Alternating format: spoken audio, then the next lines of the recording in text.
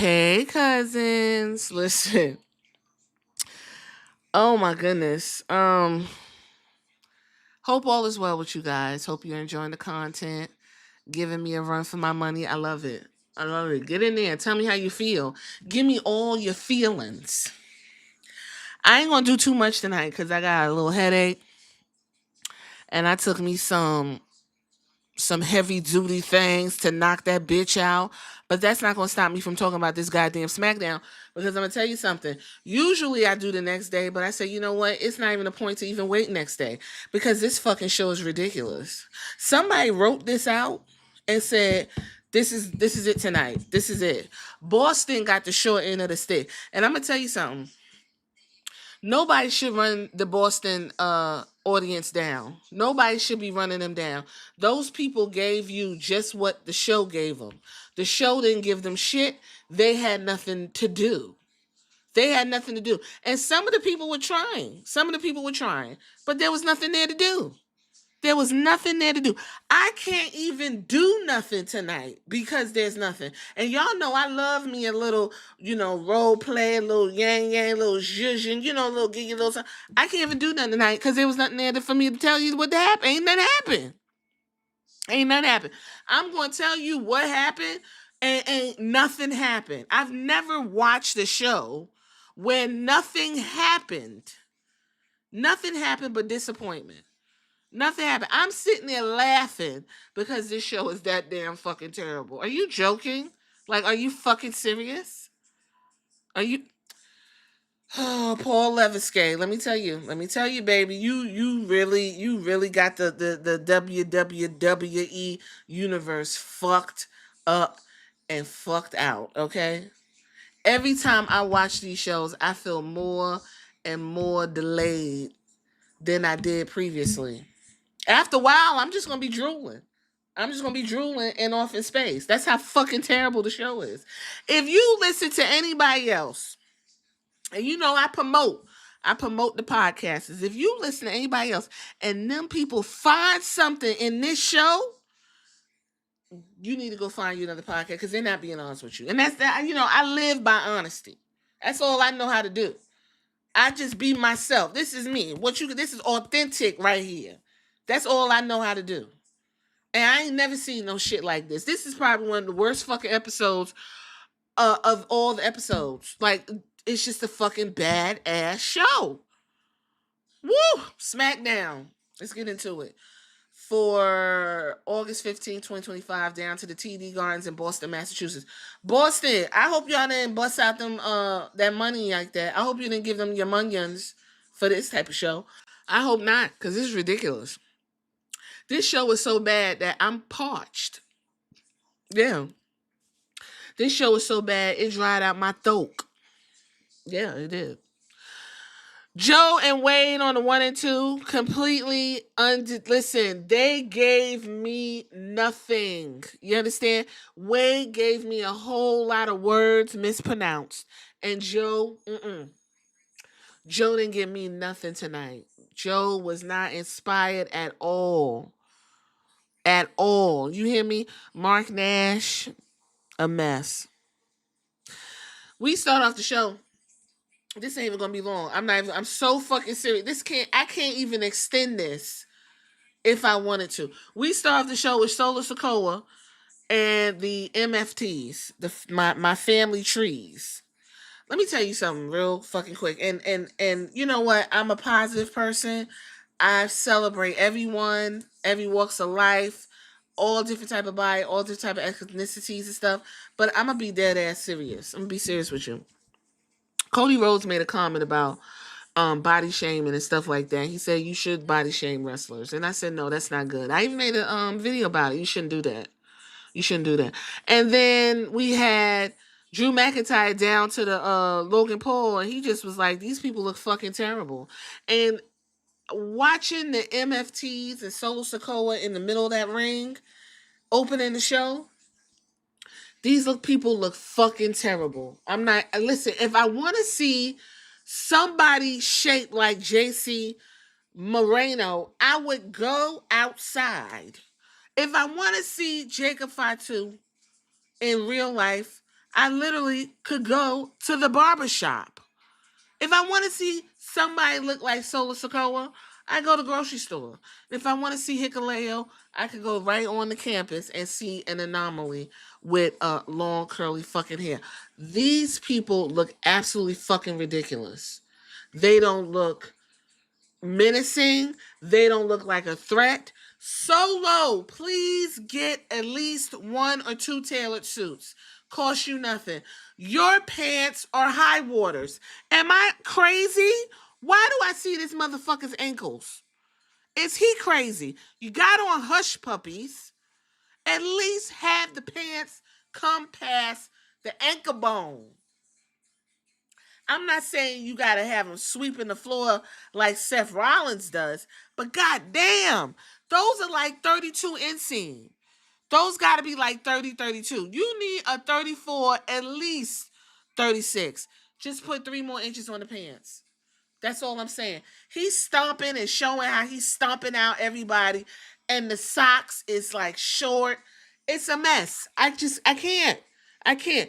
Presentation is everything. Where's the presentation? Where is it? Anyway, he's stomping everybody out. Jacob said, listen, if there's anybody back there who wants to come out here, come on out. We get a pause. Just like this, it got quiet. And then guess what the fuck I heard? Oh, when I tell you, I said, are you fucking kidding me? You have to be fucking joking. You have to be. You have to be. So I gotta look at Sami Zayn. Sami Zayn comes out and does what Sami Zayn does. The same ass shit. The MFTs exit the ring for whatever fucking reason. And Sammy goes on this whole spiel about what he wants and his feels and what he's done and where he's at and where he wants to go and why he's there. And he wants the United States Championship because he never had one. And he wants that. And it's fun. And he's been there. And I'm just saying, like, so he's really back in the bloodline vortex. We right back with this bullshit. Okay. No, they're not called the bloodline, the hood line. They're called the MFTs. But we right back to square fucking one. Great. Nick Aldis came in. And, you know, after Jacob came out and Jimmy came out because the MFTs swarmed Sami Zayn, Nick Aldis came out and basically said, you know what? Sami Zayn is now a part of SmackDown. A quiet roster change. Did they exchange Sammy for anybody? Was LA Knight sent over there? Because you know what? I'm going to be honest with you. I don't even know who's on what. So when people are like, why is a Raw wrestling SmackDown? I'm like, oh, I completely fucking forgot. So Sammy's on SmackDown, and your main event for tonight will be 3 of the MFTs and Sammy, Jimmy, and Jacob in a 6-man tag team match. Okay? That's your main event. Byron Saxton was backstage talking to Chelsea Green and the Secret Service, and Chelsea Green is still trying to find a way back to her United States Championship. I couldn't even tell you where that fucking championship is at this particular point, and it's sad and disgusting. It's disgusting. Piper Niven has a match against Alexa Bliss, so she needs to prepare for that. And we got a little, you know, shenanigans and all of that. Whoop de whoop de whoop. We go into the first match. Alexa Bliss with Mother Bone versus Piper Niven, Alba Fire, and Chelsea Green in the corner. Mother Bone. I'ma be honest with you.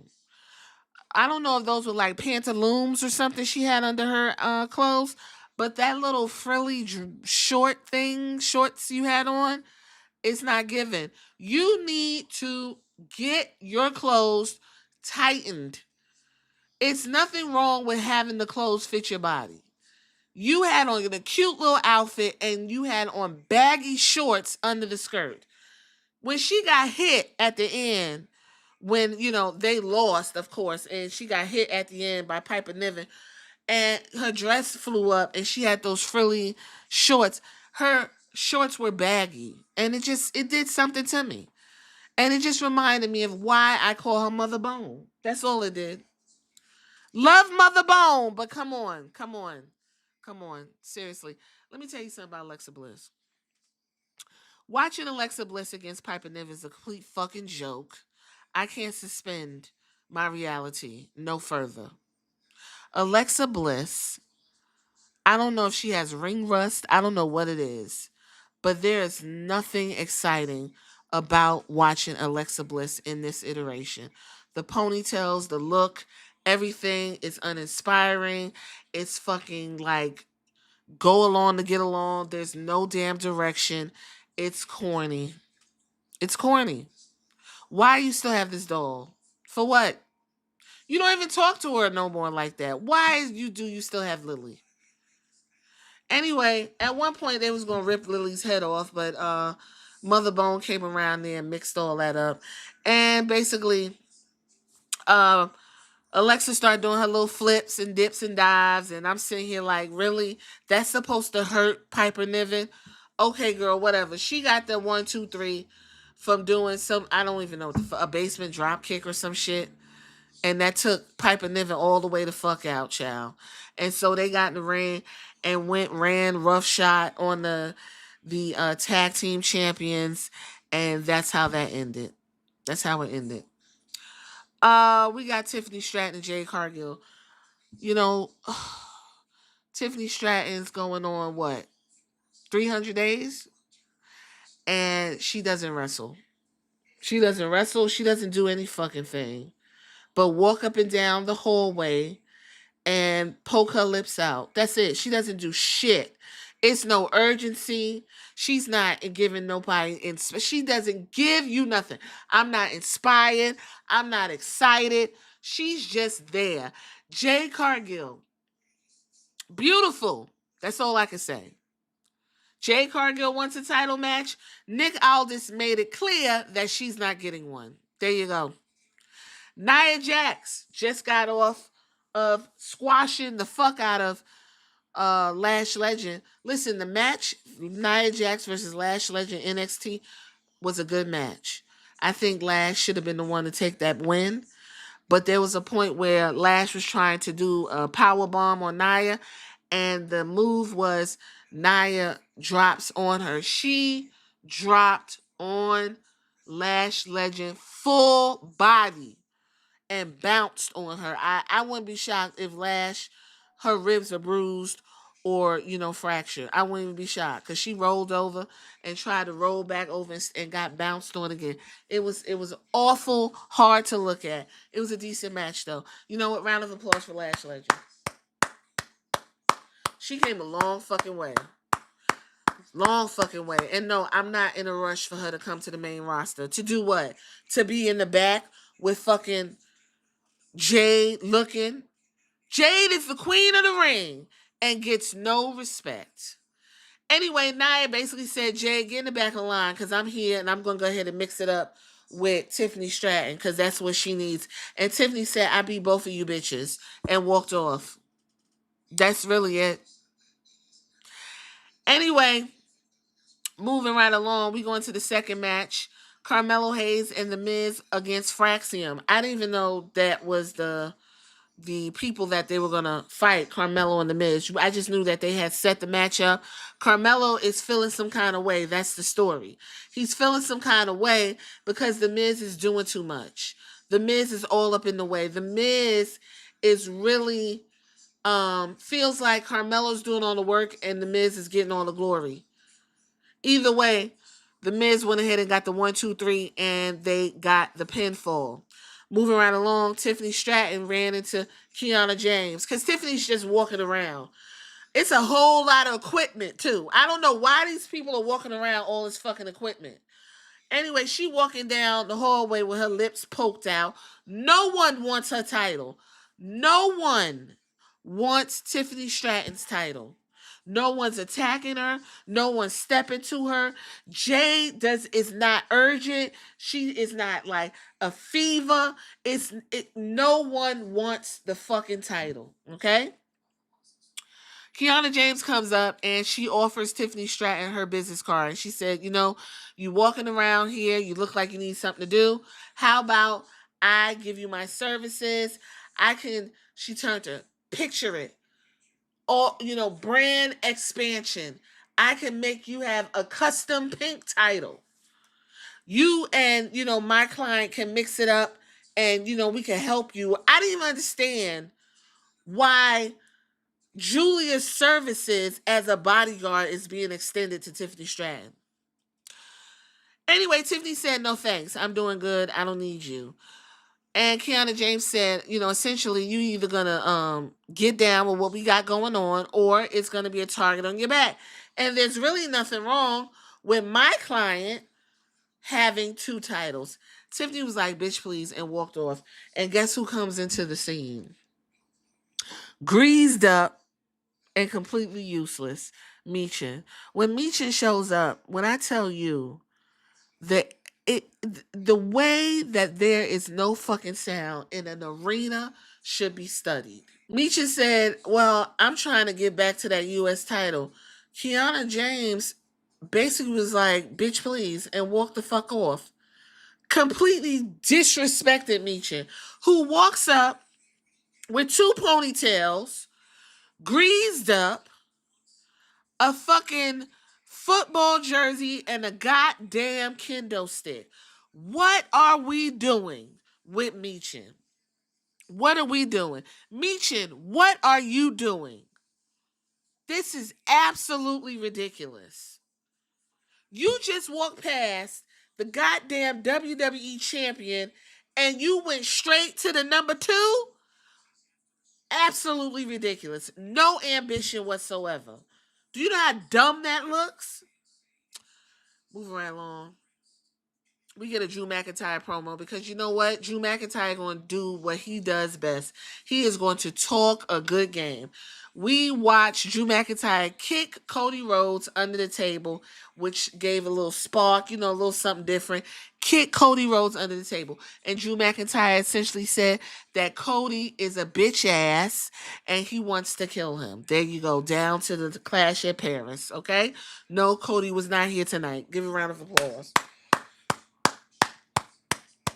Listen, if I don't have to hear Cody in his motherfucking tongue, I am not going to complain, okay? Drew McIntyre will give you a deep Scottish in a kilt, murder, death, kill, suicide, whole promo and get in the ring and fucking lose. I don't believe anything that comes out of Drew's mouth. Byron Saxton was backstage interviewing the Street Profits and B-Fab. And while he was letting them know, you about to get into the ring with DIY shows up. And before they do, the MFTs come in. They say, y'all worried about these tag team titles and y'all ain't shit. So whenever you want a real match, you come on over and talk to the MFTs. Why the fuck would the Street Profits want to fight y'all and y'all not even in contention for the tag team titles? Why? What would be the point, Solo? DIY comes out, Dick Face, his wife, and Tommaso. And they're just, real giddy and psycho and all this other shit. And that's really about it. Street Profits said we up and we want the motherfucking smoke. And so they said, go ahead and go on to the ring. The MFTs was walking away and Talatunga, I guess his spidey senses was going off and he looking back, but you didn't see nothing. And then later on, once they got out the camera, Eric Rowan is stalking. Oh, I forgot. During the Miz match, we had Dexter Lumis stalking the Miz. Oh yeah, you remember when Dexter Lumis kidnapped the Miz and nothing fucking came of it. Anyway, DIY with his wife Candace Owens. Child. Can you imagine? Candice LeRae and the Street Profits would be fab. What can I say? The Street Profits going to give you a frog splash. They're going to give you a spinny smush in the corner. They're going to give you some dives, right? They're going to do the arm pumps. The arm pumps is getting over with the crowd. They were trying. Listen, Boston was trying to wake up. They was trying to do something, child. And it just, At one point, DIY sat on the side of the apron, start patting their backs like they used to do in NXT, still trying to get that bullshit over. Got a little hectic. Thought we was gonna lose. Street Profit thought they was gonna lose. Candice LeRae ran around, fucked B-Fab up. B-Fab ended up running full speed, did a bicycle kick that honestly didn't really connect. But you know what? We didn't see all that. It looked good. Candice LeRae sold it. And so we went on to see, and what's his name? Montez Ford do a frog splash and go ahead and pick up the win for the Street Profits. Moving right along, Carmelo Hayes was back there. He interrupted Nick Aldis, who was talking to the Motor City Machine Unks. And the Motor City Machine Unks was basically trying to figure out how they can get back in the tag scene. And so Carmelo was like, hey, Nick, I want to know how I can get back to you. And the Miz bust right in and said, Carmelo, calm down. And then Alex Shelley said some slick ass shit to Carmelo Hayes. I said, whoop. He said, are you him or do you belong to him? I said, wait a motherfucking minute. I know Carmelo Hayes ain't going to stand it. Carmelo Hayes stood right there and said a motherfucking thing. But what did happen was next week we're going to have the Motor City Machine Guns against Amaze Him or whatever the fuck their name is, and Carmelo's just disgruntled. So he's now the dumb baby face who's in something he doesn't want to be in, but he's just going along to get along. Eventually he'll turn on the Miz, and hopefully that'll get him over. I did hear people say Mello, they were, pumping him up or whatever, but why we have to go through, why we got to, listen. Move right along, we got a John Cena, Logan Paul package. Yeah. Yeah, because word on the street is WWE is counter programming and they want to put Brock Lesnar and John Cena's last match up against whatever AEW's doing. But why have them on the show to promote it? Why have John Cena and Logan Paul on the show to promote a title match that's happening at the end of this month? Yeah, in what? 2 weeks? 2 weeks. Yeah, about two and a half weeks. Why? No. Yeah, 2 weeks. Yeah, because it's the 31st. Why have that? Why not, build it up right? Nope, we get a video package. Anyway, Byron Saxton was backstage and we have the return of R-Truth. Goofy. And then all of a sudden, Aleister Black shows up and Ron Killings shows up. And Ron Killings said, I'm driving the bus. And Aleister Black said, oh, there you go, Mr. Killings. I would like to see you next week. And Aleister Black walked past Mr. Killings, and Mr. Killings said, I'm driving the bus. I said, okay, I see what we're doing. We're doing the duality. So we're going to get goofy ass R-Truth, but when it's time to be serious and get off the bus and park it down at the depot, that's when Ron Killings is going to get up off the bus. Okay, I see what's going on. I get it. Okay, I'm interested. I'm intrigued. Final match, Sami Zayn, Jacob Fatu, Jimmy Uso, MFTs in a 6-man tag.